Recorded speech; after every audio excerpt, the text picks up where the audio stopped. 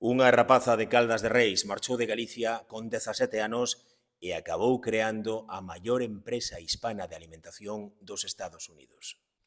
Carolina Casal coñeceu en Puerto Rico outro español, o burgalés Prudencio Unanue. Acabaron casando e traballando xuntos.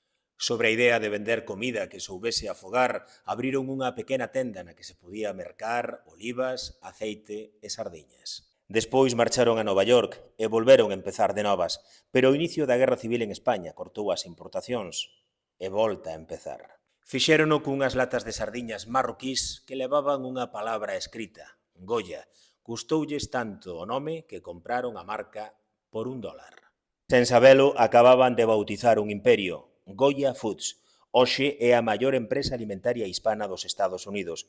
Tras 90 anos de historia, factura centos de millóns de dólares e ten uns 4.000 empregados por varios países do mundo. Carolina tamén criou 4 fillos e foi avoa de 18 netos que aínda a lembran facendo caldo galego e arroz con leite boa parte dos domingos. Ese caldo galego envasado foi un dos produtos estrela da marca, que ademais importa de Galicia conservas de atún, navallas, mexillóns, polvo, sardiñas e luras. Carolina morreu en 1984 aos 94 anos.